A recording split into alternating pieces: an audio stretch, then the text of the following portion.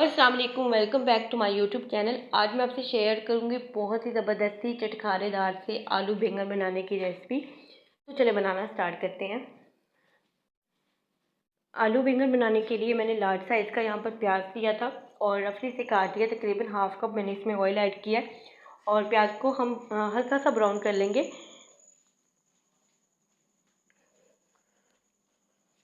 और साथ ही इसमें जैसे थोड़ा सा इसका कलर चेंज होता है, मैं इसमें ऐड करूँगी 2 लार्ज साइज़ के टमाटर।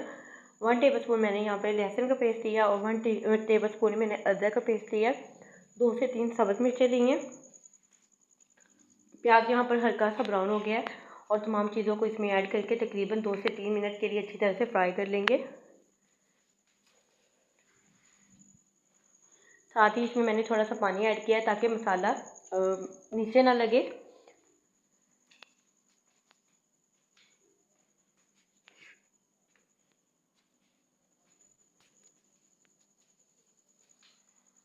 और स्पाइसेस ऐड कर लेते हैं। इसमें 1 टेबलस्पून मैंने ऐड किया है रेड चिली पाउडर, 1 टीस्पून जाएगी इसमें हल्दी और 1 टीस्पून ही जाएगा इसमें नमक।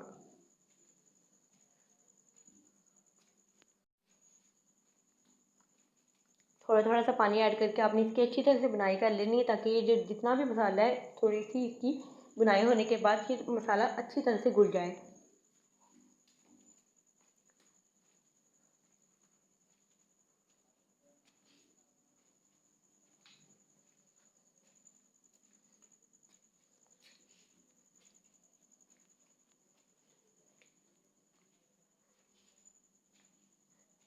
तो यहाँ पर मसाले की 2 से 3 मिनट के लिए मैंने अच्छी तरह से बुनाई कर ली थी और मज़ीद इसे अच्छा और टेस्टी बनाने के लिए मैंने इसमें तकरीबन 2 से 3 टेबल स्पून मैंने ऐड कर दिए थे योगर्ट के।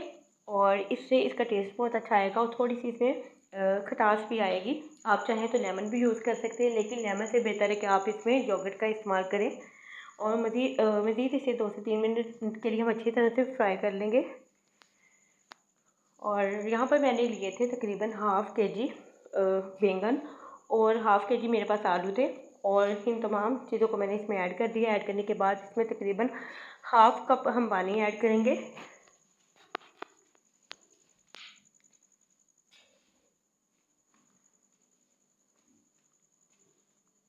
स्पून की मदद से आपने अच्छी तरह से इसे ऊपर नीचे कर लेना है ताकि तमाम मसाला इस पर अच्छी तरह से लग जाए।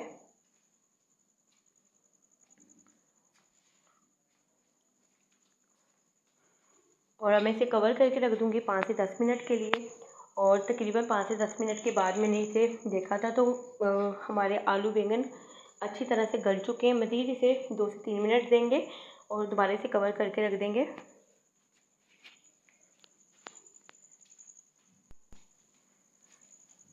तो 2 से 3 मिनट के बाद हमारे आलू बैंगन पककर रेडी हो गए थे और मैंने इसे डिश आउट कर लिया था।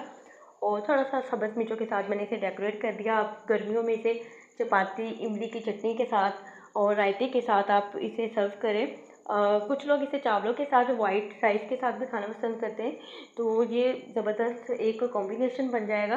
तो होप सो आपको आज की वीडियो अच्छी लगी है। वीडियो अच्छी लगी है तो वीडियो को लाइक कर दें और अपना फीडबैक लाजमी दें और दुआ में याद रखें। अल्लाह हाफ़िज़।